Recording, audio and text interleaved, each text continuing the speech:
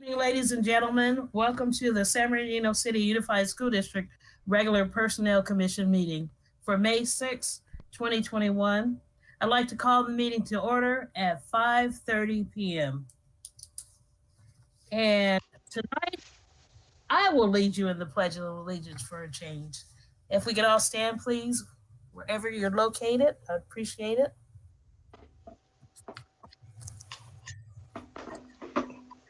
Okay. I pledge allegiance to the flag of the United States of America Allegiance and to to the the flag republic of the for United which it States.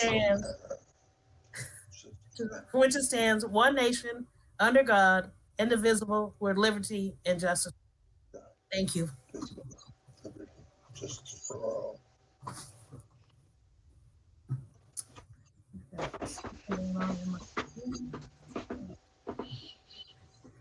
Okay, I'm gonna roll call. I am here, Ms. Dixon. Mr. Salazar, Here. Mr. Bond.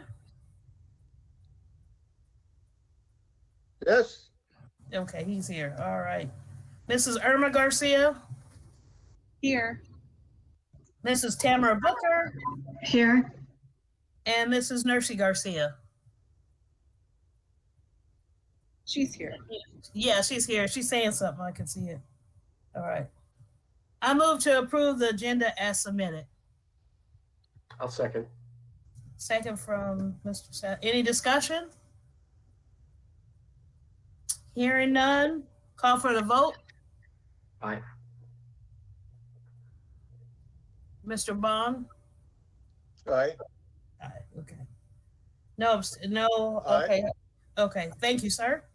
I move to approve the minutes from the April 1st, 2021 regular personnel commission meeting as. I need a second. I'll second. Mr. Bond seconds. Any discussion? No discussion. Call for the vote. Aye. Aye, Mr. Salazar. Mr. Bond? Aye. And then I Aye. need well, thank you. I need a point of order of Ms. Garcia. Is it okay if I didn't participate in the special personnel commission meeting, should I be acting on that item, or should Mr. Salazar be acting on that item? Either way, if you can make the motion, as long as we have the commissioners present. Okay. Hold on. That participated in that? Okay, I just want to make sure. Okay, I move to approve the minutes from the April 21, 2020 Special Personnel Commission meeting as submitted. I'll second. Second from Mr. Salazar. Any discussion? I'll No. second. Okay. Call for the vote. Mr. Bond? Aye. Mr. Salazar? Aye. Okay, motion carries. Mrs. Garcia, are there any public comments? Yes, we have Mr. Miguel Villalobos. Okay. All right, let me read the official statement and then we'll let Mr. Villalobos speak. The public comments pertaining to non-agenda items. Members of the public may address the Personnel Commission on items not listed on the agenda. The Brown Act restricts the Commission's response to non-agenda topics to clarifying questions, brief announcements, brief report of personnel-related activities, or to refer the matter to staff. If members of the public would like to contact the Personnel Commission upon this agenda, please send an email to Ms. Nursey Garcia at sbcusd.k12.ca.us prior to the start of the Personnel Commission meeting.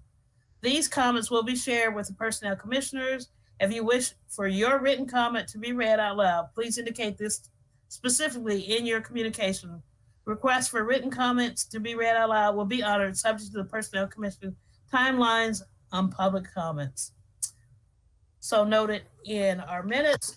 Mr. Villalobos, we will turn the floor over to you for your comments, sir. Thank you. So it's just a general thank you. I mean, I just wanted to share that it's a pleasure and a privilege to be with you all again and today. And we appreciate the work the Personnel Commission has done to help our brothers and sisters, the classified staff. And we hope to continually have this support in the near future while working through items that, might address the help and support of the Personnel Commission. Again, thank you for all that you do. Your decisions affect our classified members, either directly or indirectly, and we trust and continue to hope that every decision made weighs every aspect that can affect classified staff.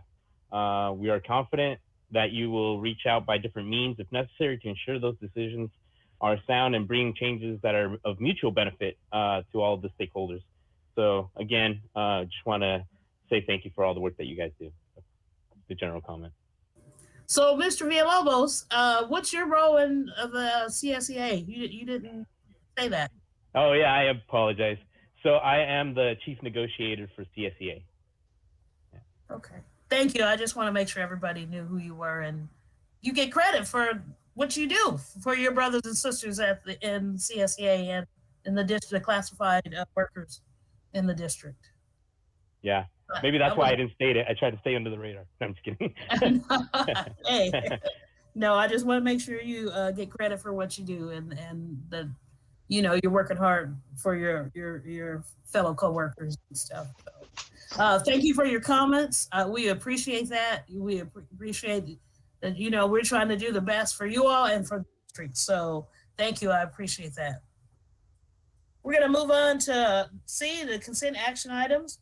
All matters listed under consent action items are to be considered for ratification and will be enacted by one motion followed by a roll call vote. There will be no separate discussions on these items unless the commission, audience, or staff requests specific items to be removed from the consent item for separate action. Are there any items that need to be removed? Nope, I don't think so. Okay, nobody said anything. So, I move to approve the consent action items. I need a second. I'll second. Mr. Bond seconds. Thank you. Any discussion? Nope. I can see you guys. Call for the vote.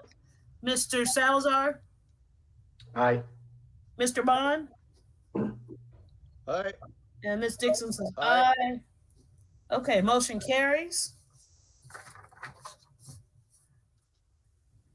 Item D, the commission shall discuss the following recommendation. Items will be voted separately. It's only one item. Proposed budget for the 2021 second reading. The Personnel Commission will discuss and conduct a public hearing on the proposed budget for the fiscal year 2021-2022. Members of the public, representatives from the collective bargaining units, employees of the district, and members of the governing board may comment on this proposed budget at this time. It is recommended that the commission approve the proposed budget for 2021 as submitted. I need I motion. I need a second. I'll second. Okay. Discussion, Mrs. Garcia. Yes, thank you, Ms. Dixon, and good evening to everyone. I know that I went over some of the information that was presented to you regarding our budget for the upcoming school year. So the budget did have some slight changes from the first reading presented at our last Personnel Commission meeting. There are also changes to the overall budget as compared to last year's. And so just to briefly to go over those, again, to mention the salaries and benefits were reduced this year. And that's because of the personnel changes in our Personnel Commission office. And so these numbers were also affected the benefits. And so the numbers in the benefit section in the budget also were changed. And so these numbers were provided to us through the financial system and working with our budget analysts.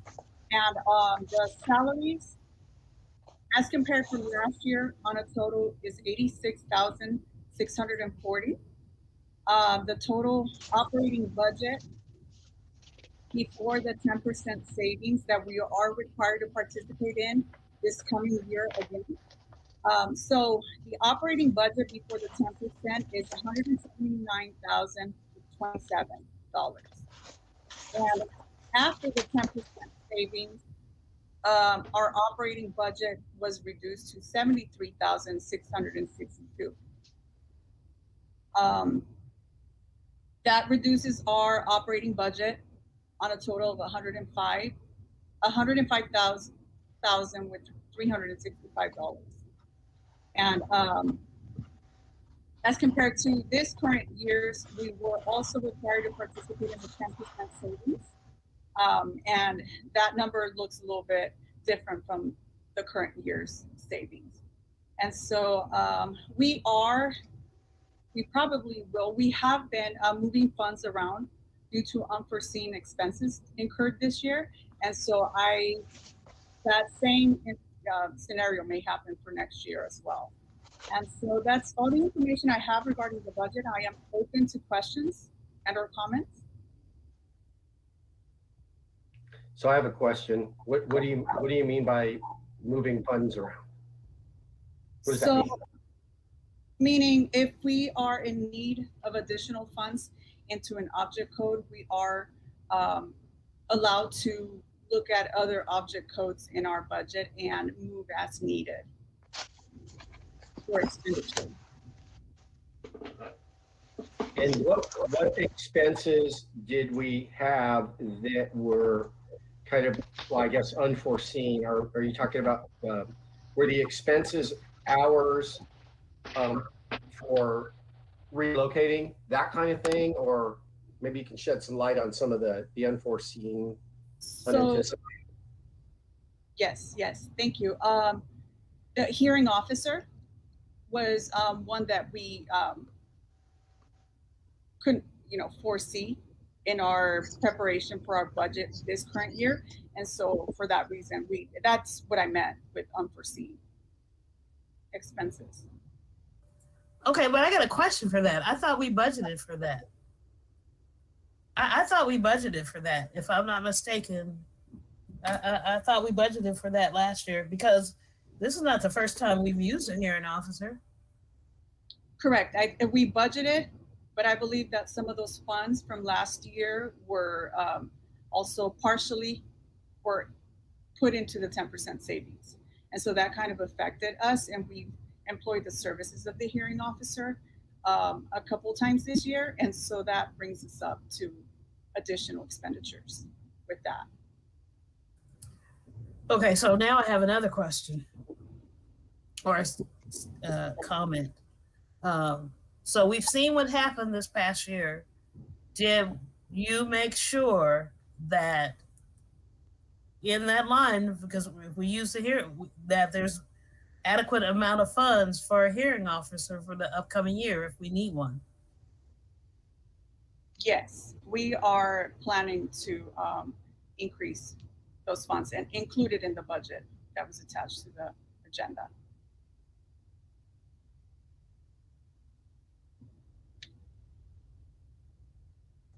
Okay, I just want to make sure that, we're budgeting correctly, so we don't have, I understand we may have to move funds around, but so that we don't have to do that on a regular basis. And Madam Chair, I have just one more follow-up. So when and I know that last year we went down to 10% in our budget, and I think that we did that. It was not much of a problem. It was, relatively easy. This year, when we're doing that, has that put more, from your vantage point, Irma, has it been more stressful to get down to that 10%, or are we still okay there? And I know that one of the big factors involved had to do with the overall salary reduction in the budget, right? So can you just kind of give us just a 30,000 foot view of, how are we looking with this year's 10% decrease in the budget? So it did reduce it significantly from our operating expenses standpoint. Salaries and benefits are not affected by the 10% savings. And so it does reduce our operating expenses. However, I feel we can make it work with what we have. And so I think that it does affect, a lot of the trainings that our staff usually attend yearly, but because of the pandemic, we weren't required to incur any expenses like conferences and things like that because of the pandemic. But for the upcoming year, staff may not all be having the opportunity to attend trainings. But we can definitely look at that. It's probably going to affect that side of, PC business. But with regards to the budget and the operating budget that we have now, I believe we can make it work, reducing a lot of our expenditures throughout the year. Okay, I have a question then, because we have a vacancy. Am I correct? Correct. And so this is not going to affect us filling that vacancy, is it? No, it's not. It's already allotted in the salaries and benefits. And so once we fill that position, that should not be affected. Okay. Does anybody else have any more questions before we make a decision and vote on this item? I have no more questions. Thank you, Irma. Okay. I have questions. Okay, thank you, Mr. Bond. Okay, I'm going to call for the vote then. Mr. Bond? Calling for the vote, Mr. Bond? Aye. Mr. Salazar? Aye. And Ms. Dixon, aye. The motion carries. Okay, item number E, information items and report. Mrs. Garcia. Yes, thank you so much again. I just wanted to put this item on the agenda. I wanted to share with the commission that PC staff will be returning to work on site beginning May 10th, 2021. So that'll be next Monday. From May 10th until the end of June, we are allowed to work with our staff to provide flex schedules if needs be. And so that's to ensure that there is the extra, precautions and safety for all team members. And so after June, my understanding would be the staff come back 100%, but that's to be determined at a later date. And so I also wanted to recognize our personnel commission staff team that has done, a lot of work beyond measure. They have worked so hard remotely and deserve to be recognized for all that they have done, and also for acclimating to the ever-changing crisis that we're facing. And so I just kind of wanted to plug that in there. So I'm excited for staff to come back slowly but surely. And I will be working with them regarding their schedules and any, special needs that they may have or requests that they may have. We already briefly spoke about remote work. Coming back to the office in person. And then also please note that the office will remain closed for the public until further notice. That's all I have. I just I'm going to put on my work hat for a minute. And it's really important when everybody starts coming back to work. I appreciate the idea of the flex schedules, that you're cognizant that you're gonna be tired. We all discovered that when we went back to the office. We were having a discussion about that today, as a matter of fact. So be cognizant of that. You guys need to make sure you get up, walk around, and get some air if you need to. that kind of thing. And yeah, I agree with the flexible schedules. Maybe you could stagger the schedules or whatever you're going to do. So that's great to hear. And it's, but I do have a question then. So are all the safety protocols in place? The plexiglass, that kind of thing. Um, is it, are you guys ready to go? Yes, we are ready to go. The spacing between staff and their seating stations are far enough to provide for that safety. And also we have 2 staff members who will be sharing a space. And so those are, we can also consider the flex schedule there. And we have been talking and planning about that. Okay. Thank you. Appreciate that. I'm going to move on to item F, excuse me, discussion. The next Personnel Commission meeting will be held on June the 3rd, 2020 at 5:30 p.m. Now, are we going to do in person? Are we ready for that? Or are we going to do virtual? That's for you, Ms. Garcia, or you don't know yet? So yes, based on the space that we have in our testing room, which, where our PC meetings will take place, we have the space to space out seating. And so if we were to come in person, we can set that up or to provide that safety space between each person. And also we do have the plexiglass that has, been in the works to be set up in our office so that we can add that additional precaution. But we have the space to space every seat in that testing room area. Okay, well, we need to make a decision. I mean, are we or aren't we? I know Mr. Bond would like to come back in person. I don't have a problem with it. I don't know how Mr. Sam. Office and there is lots and lots of space. So I've toured the space of the new facility. There's plenty of room. I have no doubt that staff could configure that in such a way that everybody is comfortable. From my standpoint, I don't know about all of staff. It's really none of my business who's been vaccinated or who hasn't, but I will volunteer to you that I have been completely and fully vaccinated. So I am comfortable with a live meeting. My only concern is that I want to, as much as possible, and I would anticipate that because the way the governing board has to meet and the number of bodies that go into close proximity there, it may be different than us. And so I know that from the outset of this, we talked about being aligned with what they are doing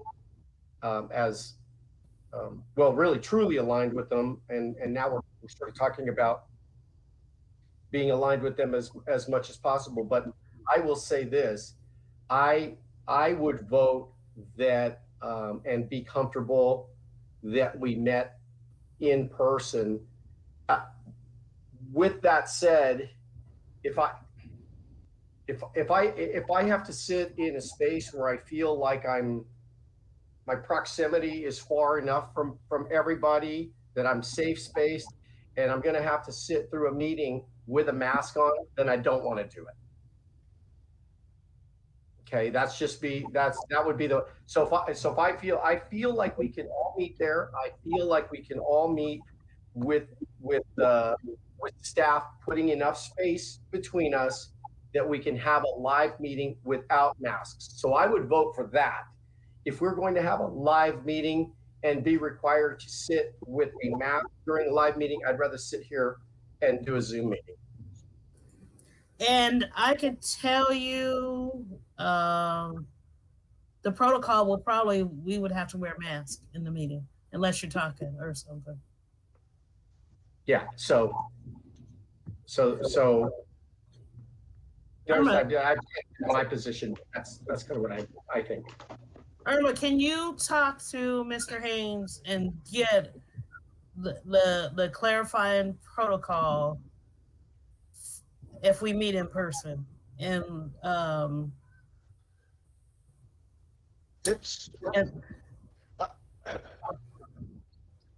I'm go sure ahead, a Mr. little Mon. bit when I listen to everybody, but it appears to me that we're not running our show.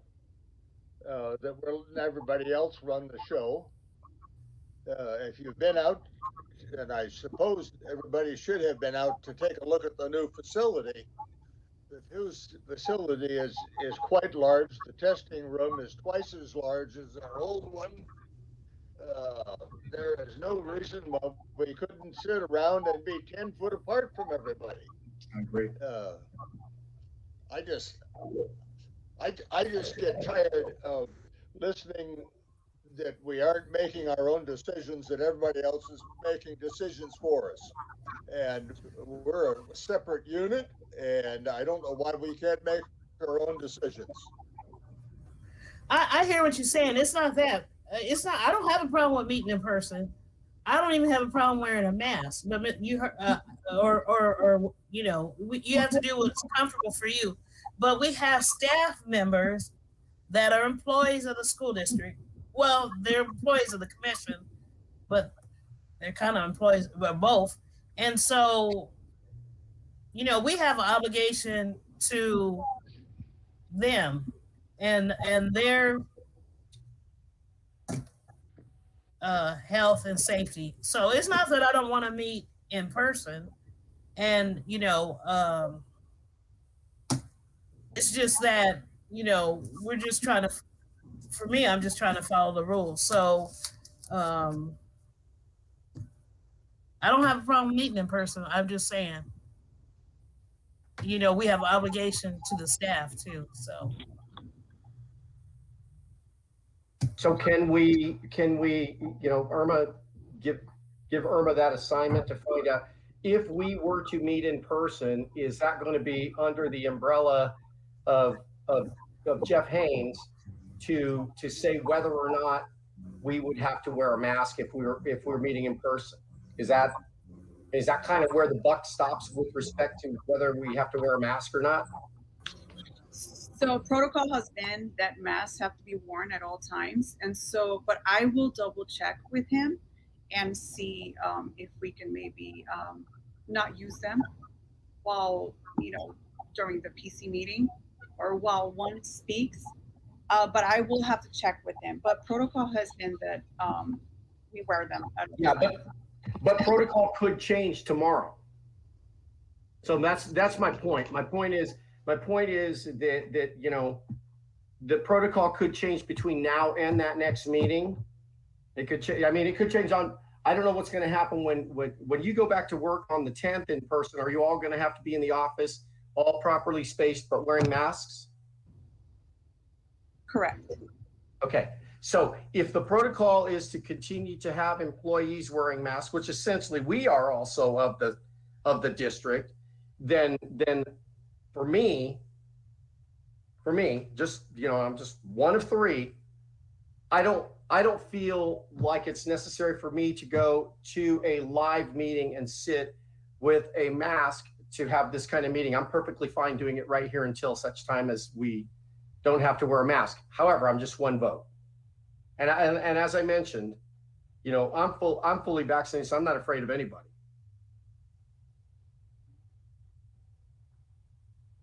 I'm just laughing. It just reminded me of Ghostbusters. Yeah, and my understanding, and again, I don't have a medical degree, but my understanding is that if I'm 6 feet away from you, and I've been vaccinated, and even if you haven't, I essentially can't give that to you anyway. So this is above my pay grade, right? It's a risk management, it's a school district policy procedure thing, but that's just the, you know, I mean, I would love to have a live meeting. Absolutely. Absolutely. And I'm afraid of nobody anywhere because I can stay, and especially in that space, because I know I can stay 6 to 10 feet away from everybody. And I know that staff can space that, can can put space between all of us within that large space that we have to protect all of us. And they even have that right when you walk in, there's a temperature thing. You know, that takes your temperature. So they've got there's a couple of measures, but I think it sounds like, Irma, that it comes down to more of a Jeff Haynes, you know, do you have to wear a mask or do you not have to wear a mask? I feel like I'm like if I have to wear a mask in a meeting, I would just simply say, you know, I'll stay right here.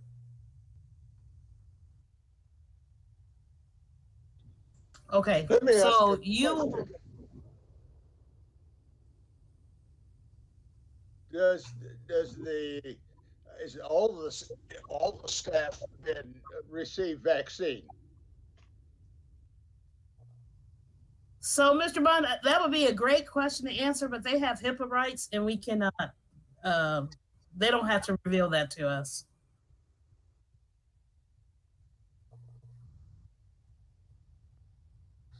Yeah, they don't. I just volunteered that, and of course I can do that if I wish, and that's up to me. Yeah, you volunteer that, that's fine, but we cannot ask them or if they've had their vaccination. That's a personal choice because some people may have not and some people may have, and we cannot anybody's HIPAA rights.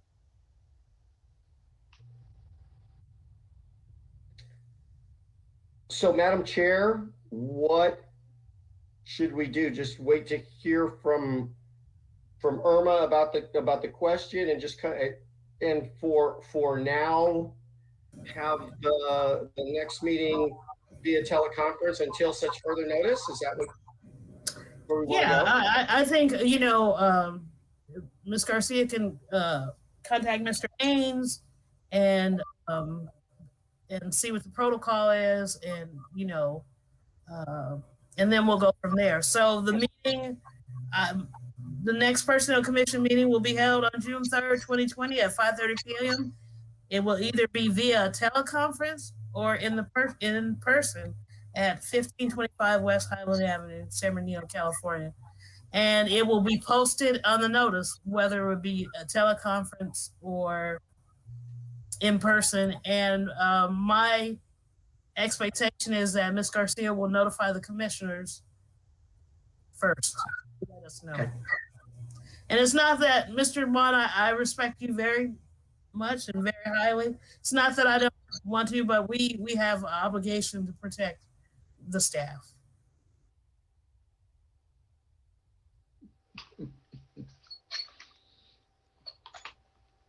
Okay, if item number G is comments from the commissioners. Does anybody, Mr. Salazar, you have any comments?